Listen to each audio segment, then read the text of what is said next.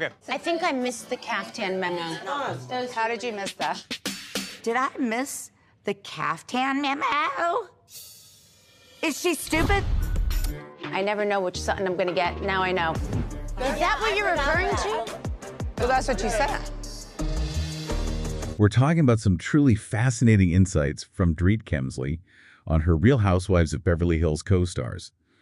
It really pulls back the curtain on some surprising dynamics. Dorit certainly didn't hold back, especially when it came to Sutton Stracke. During this most likely to game, she was asked who was most likely to kick her when she's down, and Dorit's direct jab, someone whose name rhymes with button. Wow, okay. Yeah, and citing a pattern of behavior that's pretty specific and, well, very public. When Dorit singles out Sutton like that, using a phrase like pattern of behavior, it's a direct hit. It really challenges Sutton's image, you know? Maybe that victim status or the moral high ground idea. In this reality TV world, that's not just personal. It feels like a calculated move to maybe reframe how people see Sutton. It evokes all that on-screen friction they've had.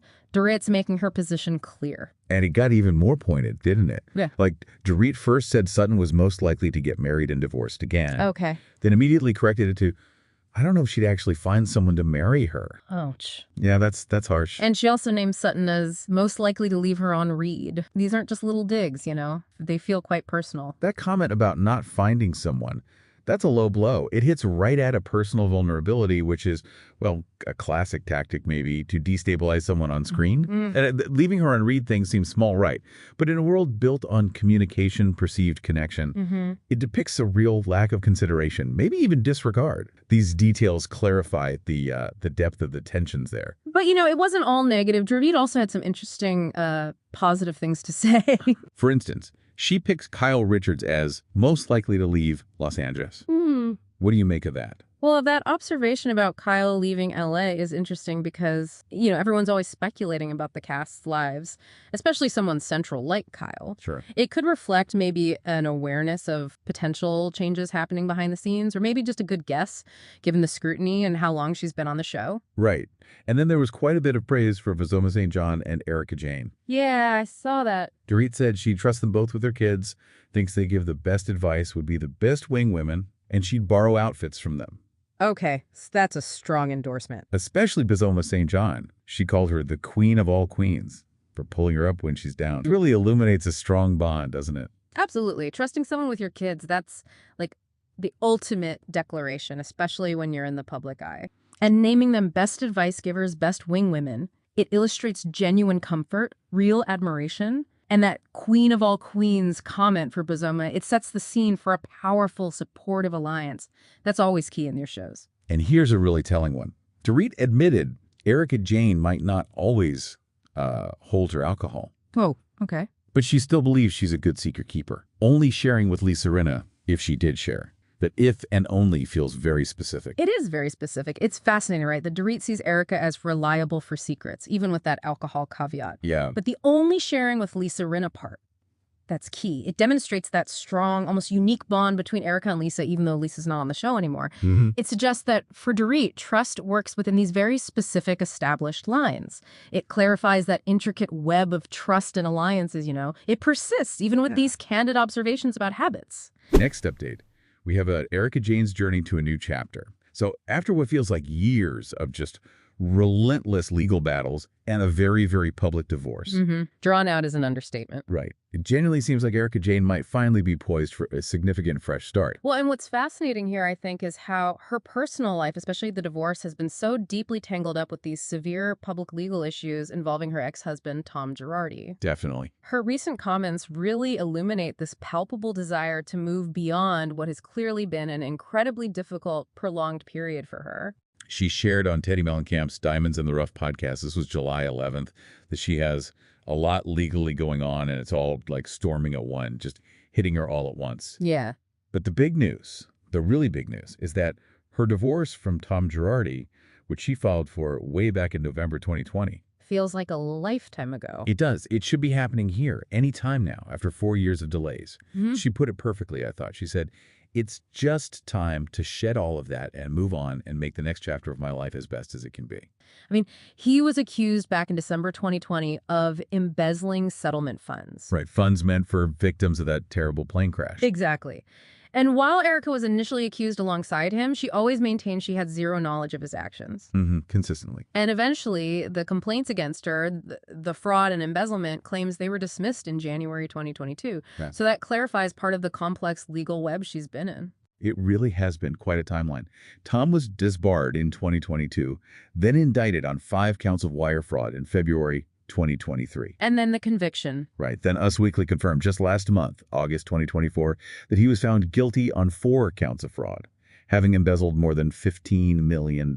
Just staggering amounts. And the resolution of his case, him being sentenced, it directly impacts Erika. It finally offers her a path to closure. Yeah. He got sentenced last month, 7 years, 3 months in prison, ordered to pay over $2 million in restitution. And get this. Erika apparently learned this news just 10 minutes before a performance in London. Wow. Talk about pressure. Right. She confessed it reopens old healing wounds. Which just raises this important question, how do public figures manage such personal, devastating news while having to maintain their professional lives, that public face? It speaks volumes about their resilience, or perhaps what's demanded of them. Absolutely. So now, with Tom behind bars, their divorce is finally being reevaluated. There's even a hearing set for August 1st, where both Tom and Erika have to explain to the court why no judgment has been entered yet. So the end might actually be in sight for that part of it. It certainly feels like a pivotal, long-awaited moment for Erika to finally close this chapter. Next update we have about the Real Housewives of Beverly Hills casting news. Any big shakeups? It looks like Kyle Richards is getting a new confidant on screen. Her lifelong friend is reportedly joining the cast. Oh, interesting. That could really change the dynamic. Could definitely shake things up. Yeah, it could ground the existing cast or, introduce whole new levels of drama based on that history. That's true. So Kyle Richards' lifelong friend, Christine Blackman, has reportedly joined RHOBH for season 15. This is right after Garcelle Beauvais' exit. Okay, so filling a spot. Seems like it. Rachel Zoe, she's 53, has already been confirmed as a new face too. Right, I heard about that. And returning are Kyle, 56, Erika Jayne, 54, Dorit Kemsley, that's Dorit 48, Sutton Stracke, 53, and Bazoma Baz St. John, 48. So quite a mix. Definitely a mix of new and familiar. So this Christine Blackman, is she full-time? Well, Production Insider revealed she's already filming, but it's not decided yet if she'll be full-time or a recurring friend of. Okay. The classic friend of possibility. Exactly. But the early feedback, according to this insider, is really positive. They said she's a great addition, and Kyle is so happy to have a confidant by her side. And Christine's husband, Steve Blackman, he's a big deal in Hollywood, created Netflix's The Umbrella Academy. Oh, wow. Okay. And her Instagram bio is quite something. Lists her as mom, wife, womb whisperer, advocate, shoe aficionado, animal lover, and voyager. A womb whisperer. Okay. She's apparently been incredibly close to Kyle since they were teens. Her birthday post last year called Kyle the greatest friend, confidant, teacher, stylist, cheerleader, neighbor, lots of roles. Okay, so a real deep friendship there. And that kind of long-standing bond, it could provide a different layer of authenticity to the show. Yeah, compared to just bringing in a total stranger. Exactly. But it does raise that important question. How will these established real-world relationships actually fare under the pressure cooker of reality television? Will the cameras strengthen it or strain it? Precisely. Will those decades-long bonds hold up? We'll see. Yeah. Apparently, Christine's already been seen celebrating holidays with Kyle and other familiar faces like Teddi Mellencamp and Faye Resnick. So she's in the circle. Part of the extended universe. Totally. And she was recently spotted filming on that group trip in Sedona, Arizona, with Kyle, Erika, Teddi, Sutton, and Jennifer Tilly taking a pink Jeep tour. Sounds like classic RHOBH. It does. Season 15 is expected late this year or early next, so we won't have to wait too long to see how Christine fits in. Next, we're going to talk about Ariana Madix and what's been happening on Love Island USA. It sounds like it's been an incredibly intense season. Oh, definitely. Ariana's recent emotional interview on Love Island USA after Sun offers just a stark look at the immense pressure. It really does. Ariana, who's 40, was visibly fighting back tears. She admitted it's been a really tough season for a lot of reasons. And the show has certainly faced its share of scandals. Remember the removal of Islanders Yulisa Escobar and Sierra Ortega? Right, because of those offensive comments that resurfaced from their past. Exactly. Yulisa was removed just days into June. Sierra followed in early July. Both have since publicly apologized, but still. Ariana, despite all the crazy stuff that's happened, she expressed genuine love and appreciation for all the Islanders. She acknowledged they truly put themselves out there. Yes, she gets it. It's such a delicate balance for these shows to strike. She even jokingly calls herself the Glam Reaper sometimes, when she has to deliver the bad news on the show. But it seems the feeling is mutual. Maura Higgins pointed out how much the Islanders adore her. That's nice to hear. And the show itself has truly stepped up. Just before the finale, July 13th, Love Island USA put out an Instagram statement. Oh, okay. What did it say? They specifically asked fans for respect and kindness toward Ariana and all the Islanders. The statement, it genuinely brings to life the show's core beliefs, saying, Love Island exists because of the real people who share their search for love with the world. Mm-hmm. And that demonstrates the ongoing struggle, doesn't it, for these productions to balance public engagement, which they need, right? That's their lifeblood. Sure. With protecting their cast from the darker side of online interaction. And Ariana's been vocal about this before. She has. Actively encouraging viewers to be more compassionate online. She even expressed frustration on AfterSun just the week before, saying something like, "It blows my mind that, again, I have to say not to harass them on the internet." Yeah, how many times does she have to say it? It points to a larger problem, really, of audience responsibility. It's definitely a recurring theme that the show is clearly grappling with. They even had to put an on-screen message in a June episode, remember, during Casa Amor? Yeah, when things got really heated online. Exactly. Fan reactions were particularly harsh, and the message said, the key word in Love Island is love. We love our fans. We love our Islanders. We don't love cyberbullying, harassment, or hate. Wow. It really shows the producers are actively trying to manage this, at least publicly. Okay, moving on to another really complex family situation playing out very publicly. Another reality TV family. Exactly. We're going to talk about Ariana Biermann and how she's navigating the incredibly public divorce of her parents, Kim Zolciak and Corey Biermann. Yeah, and it sounds incredibly challenging for her personally. He does. And what's truly fascinating here, I think, is how the impact of a high-profile divorce like this extends so far beyond just the couple. It deeply affects their children, even adult children like Ariana. Totally. Her comments really clarify the immense emotional toll and the incredibly difficult position she's in, trying to navigate between her warring parents. Ariana, she admitted to people on July 12th that she has unintentionally taken sides in her parents' ongoing divorce. Which is so common, even without cameras. Right. Kim filed first, May 2023. They briefly reconciled, then Croy refiled in August 2023. It's been messy. Ariana described her parents' love originally as pure, honest love and said, it's just really sad overall, and it's been a tough couple of years. You can feel the pain there. Yeah.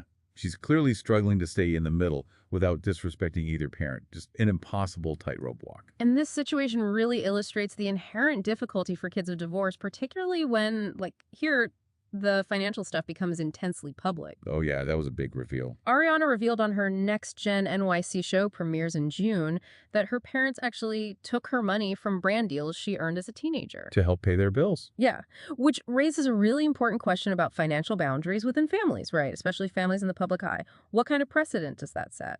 She did clarify recently on Watch What Happens Live with Andy Cohen that it was a joint partnership in taking the money, not just blaming her mom. Okay, so spreading the responsibility. Yeah. And she said she gave both her parents notice she'd be telling her truth about it.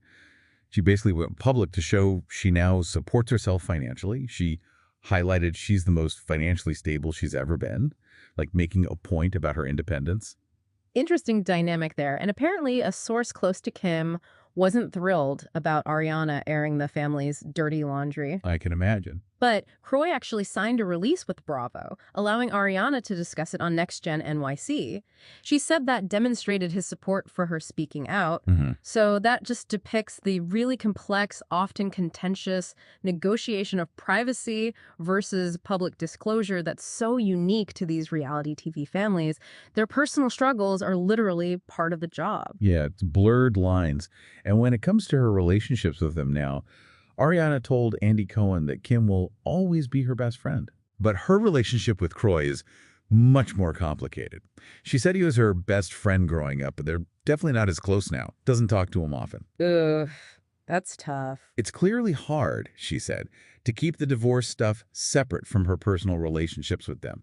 A truly relatable struggle, honestly, for so many adult children of divorce, even without the cameras watching. Absolutely. Okay, finally, let's unpack just a whirlwind of updates from Shannon Beador of The Real Housewives of Orange County. Ah, Shannon, always something going on. Always. She's been incredibly open lately about her relationships, her legal stuff, even a very recent run-in with the police. Okay, wow. Shannon's reflections lately, they provide some insights into personal accountability, setting boundaries, trying to evolve in front of everyone. Yeah, she spoke on E! News ahead of the RHOC premiere, sharing where she stands with Tamra Judge, her on-again, off-again bestie. Right, the saga continues. Always. She admitted cast members felt tension between them. But after a recent hug, they've apparently reached a place where they can be in the same room together and even potentially laugh. Okay, that's progress. Maybe. Maybe. But she's not rushing back into a very close friendship. She specifically said she believes it wasn't very healthy for her. In that perspective, that really demonstrates a significant step in personal growth, right? Recognizing those unhealthy dynamics and prioritizing your own well-being over maintaining a friendship, even a really public one. Especially one that's been such a big part of her story on the show. And then there's the wedding of her ex-boyfriend John Jansen to Alexis Bellino. Oh, that's happening. Wow. Yep. Shannon joked about her lawsuit settlement with John potentially paying for the wedding. We'll dig there. Just a little. She clarified, laughing it might be for maybe just the flowers or a part of the food budget. Okay, keeping it light? Oh. Sort of. Sort of. She also revealed Jennifer Pedranti was actually disinvited from the wedding. No way. Wow. Apparently, Alexis told her pretty bluntly, "You haven't really been that close of a friend, so we're no longer going to include you in our ceremony." Wow. Cold. Shannon also directly addressed her drinking post-DUI. She insists she no longer uses alcohol in an unhealthy way. She explained, "There were dark periods of my life where I would cope with alcohol, and I don't do that anymore." Okay, taking ownership. Yeah, she explicitly stated she wants to be open about it, believes she won't get out of hand again. That's a big statement to make publicly. It shows a clear commitment to transparency and personal responsibility, which is pretty key for a public figure on that kind of journey. And her reflections on that short-lived romance with Earl, the Pearl Thompson from Love Hotel, that further clarifies this growth, I think. How so? Well, she mentioned seeing red flags early on, and while it didn't work out, she emphasized learning to walk away and not look back, calling it progress for me. Right, recognizing patterns. Exactly. It suggests a new level of self-awareness, maybe self-preservation. So what's she looking for now? She said she wants a man who can communicate, has a kind heart, and is smart. Pretty standard. Good goals. And just quickly, she clarified she had Spanx on in that scene where it looked like she might have flashed her castmates.